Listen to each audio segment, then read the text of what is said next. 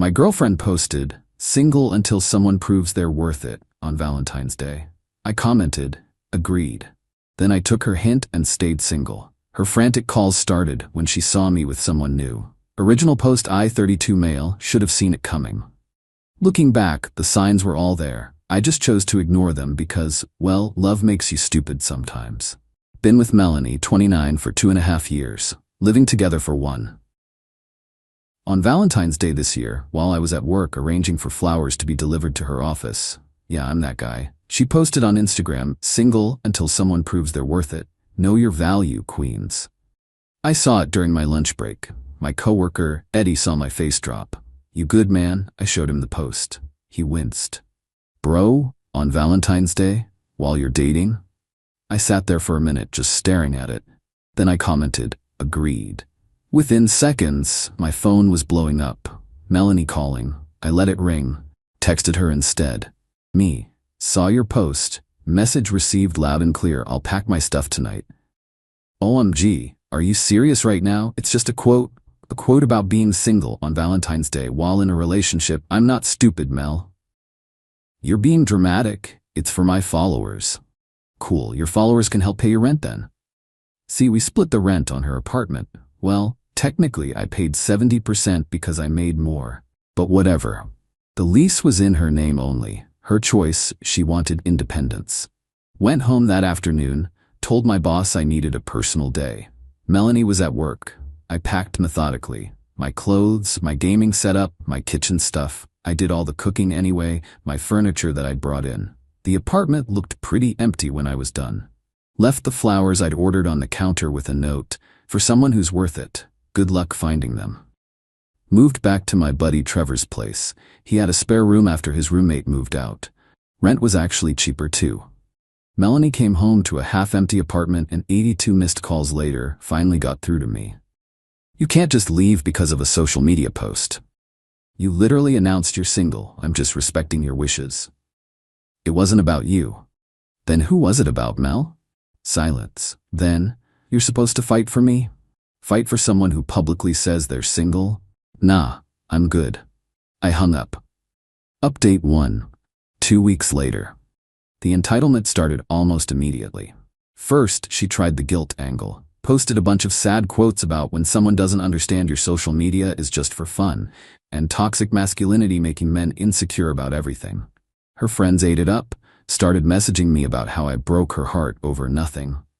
Her best friend Destiny called me. She's crying every night. It was just a caption that said she's single. You know what she meant? Actually, I don't. Explain it to me. What does single until someone proves they're worth it mean when you're in a relationship? It's about female empowerment. Empowering her to be single? Great, she got what she wanted. Meanwhile, Melanie kept texting. The messages ranged from angry to pleading. "You're so immature. Please come back. I'll delete the post. You're overreacting. I love you. You're a controlling psycho. I miss you. I hope you're happy ruining us." I didn't respond to any of them. Then came the financial reality. Remember that 70% of rent I was covering? Yeah, that hit her March 1st. She called me panicking. "I can't afford the apartment alone." That sounds like a single person problem. Are you seriously gonna let me be homeless? You're not homeless, you have an apartment. You just can't afford it. Because you left. Because you said you were single. Single people don't have partners paying their rent. I wasn't serious. Then maybe don't post it on social media for your 3,000 followers to see. She hung up on me. But here's where it gets interesting. My boy Trevor works at the same gym as Melanie's coworker, Jasmine. Jasmine let slip that Melanie had been DMing with her ex, Derek, for weeks before Valentine's Day. The single post? It was for him. She was trying to let him know she was available without actually breaking up with me first. She wanted to secure the backup before letting go of the current. I laughed when Trevor told me. The manipulation was actually impressive in its audacity. Update 2. 1 month later. So Melanie had to get a second job, bartending at nights. She made sure everyone knew how exhausted she was, posting constantly about hustling and independent woman grinding. The subtext was clear. "This is your fault. Look what you've done to me." Her mom, Lorraine, called me. Now, I'd always gotten along with Lorraine, so I actually answered. Honey, what happened? Melanie says you abandoned her over a misunderstanding. Lorraine, she posted that she was single on Valentine's Day. She says it was just a quote from a movie or something. What movie? I don't know. Because it wasn't from a movie. She was announcing she was single while I was buying her flowers. Ask her about Derek. Silence. Then, who's Derek? Her ex, the one she's been texting, the one the post was really for. She said you were controlling and jealous. I found out about Derek after I left, from other people. I left because she said she was single and I believed her. Lorraine sighed. That girl, I'm sorry, honey. I raised her better than this. Meanwhile, I was doing fine. Better than fine, actually. Without paying 70% of Melanie's expensive downtown apartment, I had money again. Got myself a new watch, upgraded my gaming setup, started going to the gym regularly. And that's where I met Amanda. Amanda was new to town, worked in marketing, and had this laugh that made everyone around her smile. We started as gym buddies, then coffee after workouts, then actual dates. It was easy, natural, no games. I didn't post about it. Didn't make a big announcement, just lived my life. But you know how small the world is. Melanie's friend spotted us at a restaurant about 6 weeks after the breakup. Within an hour, Melanie was blowing up my phone. Who is she? You moved on already? We were together for 2.5 years and you replaced me in a month?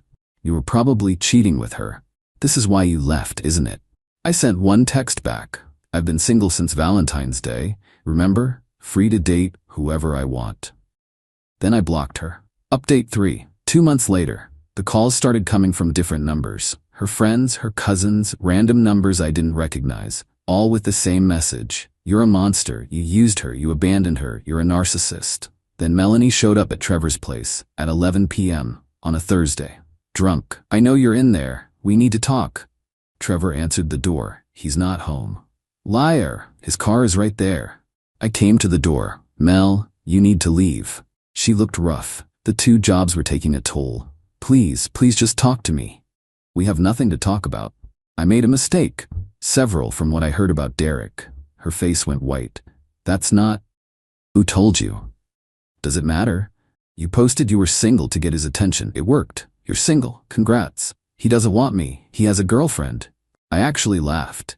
So you nuked our relationship for a guy who wasn't even interested. I didn't mean to. I thought you'd fight for me. Prove you were worth it.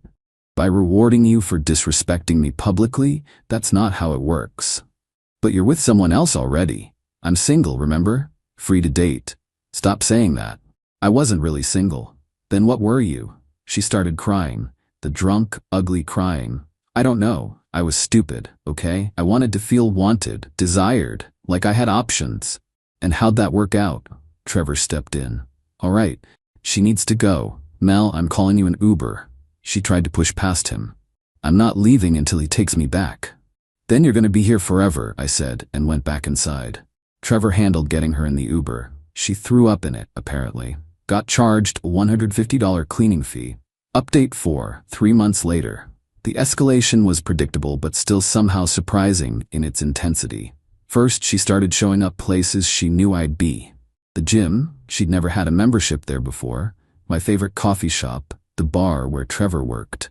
Always with a guy. Different guys. Clearly from dating apps, looking uncomfortable as she hung all over them while staring at me. Amanda noticed at the gym. Is that your ex, the one staring daggers at me? Yeah, just ignore her. She seems intense. That's one word for it. Then came the social media campaign. Melanie started posting these healing journey videos, all about surviving narcissistic abuse and rebuilding after abandonment and when someone punishes you for being authentic. The comments were all supportive, of course. You're so brave. He didn't deserve you. His lost queen. But then she made a mistake. She posted a video about financial abuse, claiming I had controlled her with money and then left her destitute. I'd kept every Venmo transaction, every bank transfer, every payment I'd made for her. Posted a simple response. Financial abuse is interesting considering I paid 70% of your rent, 100% of utilities, and most of our groceries for a year. All documented here. You wanted to be single and independent? You got it. Stop lying. Attach the receipts. All of them. Her video disappeared within an hour, but screenshots were already circulating. Her narrative crumbled. Then Derek reached out to me. Yeah, the ex she'd been trying to get back with. Bro, I need you to know, I had no idea she was with you. She told me you guys had broken up months ago. When my girl found out Melanie was trying to get with me, she lost it, just wanted to clear the air. All good, man. Not your fault she's a manipulator. She's crazy, dude. She showed up at my job. Security had to escort her out. The desperation was real, but the absolute peak came when she contacted Amanda. Found her on LinkedIn, of all places. Sent her a message. Hi, you don't know me, but I'm Tom's ex. I just wanted to warn you that he's not who he seems. He abandoned me over a small misunderstanding and left me in financial ruin. He's controlling and vindictive. You seem nice, and I don't want you to get hurt like I did. Amanda showed me immediately. We laughed about it over dinner. Should I respond? She asked. Nah, don't give her the attention she wants. She seems unhinged. Yeah, she's not handling being single well. Update 5. 4 months later. The legal threat started next. Got a letter from some lawyer saying I owed Melanie $400 for my portion of the rent for the remainder of the lease term, 6 months, plus emotional damages. I took it to my cousin who's a lawyer. He laughed. She wants you to pay rent for an apartment you don't live in, that you're not on the lease for, after she announced she was single? Yep. This is harassment at best. Want me to respond, please? His response was beautiful. Pointed out that, 1. I had no legal obligation to pay rent on a lease I wasn't on. 2. She had publicly announced being single, effectively ending the relationship. 3. The continued harassment could result in a restraining order. 4. Any further contact from her or her lawyer would result in counteraction for harassment. Never heard from that lawyer again. But Melanie wasn't done. She started telling people I'd stolen from her when I moved out, that I'd taken things that were hers. So I posted my own receipt, a photo of everything I'd left behind, including the Valentine's flowers with timestamps, plus receipts for everything I'd taken, all purchased by me before we moved in together. Her friend Destiny commented, "This is petty." I responded, "Petty is lying about theft. This is facts." The mutual friends started reaching out privately. They were seeing the pattern now. The lies, the manipulation, the escalating craziness. One by one, they distanced themselves from the drama. Update 6. 5 months later, Melanie got evicted, not for non-payment, surprisingly. She'd managed to keep up with the rent working 2 jobs. No, she got evicted for disturbing other tenants after multiple complaints about late-night screaming matches with various guys she'd bring home from the apps. The final straw was when she threw one dude's clothes off the balcony at 3 a.m. while screaming about him not being worth it either. The irony was delicious. She called me crying. Actually got through using her mom's phone. I have nowhere to go. Call Derek. This isn't funny. I'm gonna be homeless. You'll figure it out. You're a strong, independent woman, remember? How can you be so cruel? Cruel, I'm just respecting your wishes. You wanted to be single. Single people handle their own problems. I made a mistake. Several, and they're not my problem anymore. Her mom took the phone. Tom, honey, she's really struggling. Lorraine, I respect you, but your daughter made her choices. She publicly humiliated me, tried to cheat, lied about me online, harassed my girlfriend, tried to extort money from me, and got herself evicted. I can't help her. She's not well. Then she needs therapy, not an ex-boyfriend to bail her out. Lorraine sighed. You're right, I'm sorry she put you through this. Melanie ended up moving back with her parents, in her childhood room, at 29. Update 7. 6 months later. The final meltdown came when Amanda and I made it Instagram official. Just a simple photo of us at a concert, nothing fancy. But it was enough. Melanie created fake accounts to comment. It was obvious it was her. The writing style, the specific details only she would know. Amanda and I just kept blocking and reporting them. Then she did something that actually crossed a line. She called my job, told HR I was harassing her, that I was stalking her online, that she feared for her safety. HR had to investigate, of course. I provided everything. Her posts, her messages, her showing up at Trevor's, the lawyer letter, the fake accounts, everything. They concluded pretty quickly that if anyone was harassing anyone, it wasn't me. They also suggested I file a police report, which I did. The officer was sympathetic. Ex-girlfriend drama? Yeah. She announced she was single, I believed her, and she's been spiraling ever since. We see this a lot. Social media makes people think they can say anything without consequences. The police visit to her parents' house finally did it. Lorraine called me afterwards. The officers came, Melanie had a breakdown. We're getting her help, real help. I'm sorry it came to this.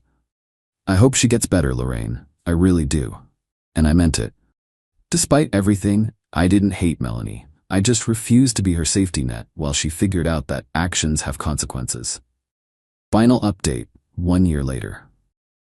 It's been a year since the Valentine's Day post that ended everything. Amanda and I are doing great, actually moving in together next month. Equal names on the lease, equal rent, equal partnership, the way it should be. Melanie is, well, from what I hear through the ever-shrinking grapevine, she's working on herself. Still at her parents', but in therapy, holding down one steady job instead of juggling multiple ones. Deleted her social media apparently. Good for her. She sent me one last email about a month ago. Not asking for anything, just apologizing. A real apology, taking actual responsibility. Said therapy helped her realize she'd been seeking external validation instead of working on her own self-worth. That the "single until someone proves they're worth it" post was really about her not feeling worthy herself and projecting that insecurity. That she destroyed something good because she was scared of being vulnerable. I didn't respond. There was nothing to say. But I hope she really has learned and grown. Her mom Lorraine sends me Christmas cards still. This year's included a note. Thank you for not taking her back. She needed to face the consequences to grow. She's becoming the woman I raised her to be, finally. Trevor jokes about it sometimes. Remember when she showed up drunk talking about proving you're worth it? Man, that whole thing was wild. You handled it perfectly though. Just agreed with her and dipped. Legend. Amanda knows the whole story. We actually laugh about it sometimes.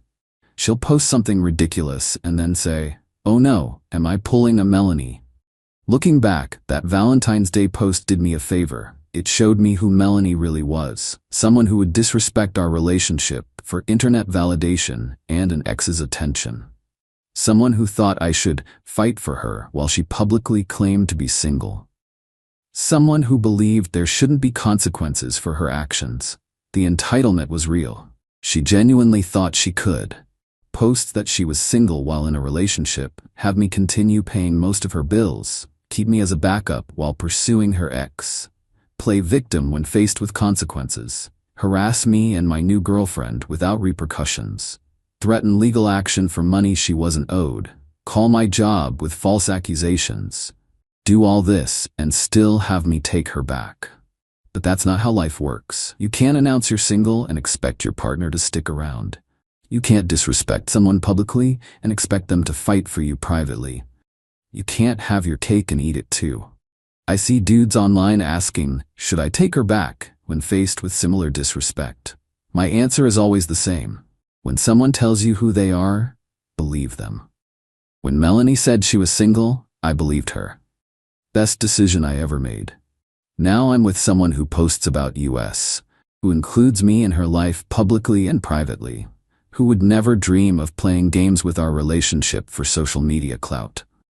And Melanie? She's still single, last I heard. Guess she's still waiting for someone to prove they're worth it. Good luck with that.